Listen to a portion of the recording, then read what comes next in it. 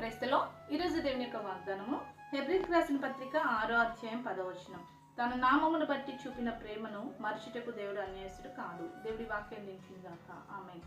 అవునండి, దేవుడు అన్యాయస్తుడు కాదంట. దేనికి దేవుడు అన్యాయస్తుడు కాదంటే, యేసు నామములో నువ్వు చేస్తున్న కార్యాలు, నువ్వు చూపుతున్న ప్రేమను మర్చుటకు దేవుడు అన్యాయస్తుడు కాదు. నువ్వు ప్రేమ చూపిస్తూ ఇతరులకి సహాయం చేస్తున్నప్పుడు, అది నీ ఇంటి వారు కావచ్చు, నీ బంధువులు కావచ్చు, నీ స్నేహితులు కావచ్చు, నీ ఇరుగు పొరుగు వారు కావచ్చు, నువ్వు చేస్తున్న సహాయం మరిచి వారిని వ్యతిరేకంగా మాట్లాడుతున్నారా? వారు వ్యతిరేకమైన కార్యాలు జీవితంలో జరిగిస్తున్నప్పుడు ఆ పరిస్థితిని బట్టి నువ్వు కృంగిపోతున్నావు. అయ్యో, నేను వారికి మంచి చేశానే, వారి జీవితంలో నేను గొప్ప కార్యాలు వారికి హెల్ప్ చేశానే, అయినప్పటికీ కూడా వారు నాకు కీడు చేస్తున్నారని దాన్ని బట్టి కృంగిపోతున్నావు కదా.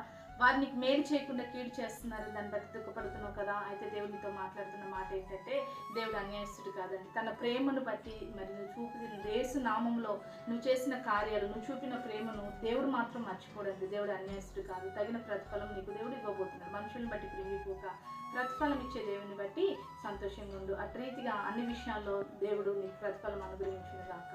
ఆమేన్. ప్రార్థన చేసుకుందామండి.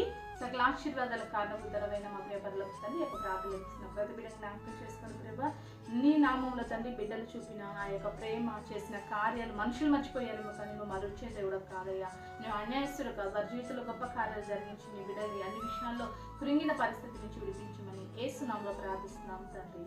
ఆమేన్.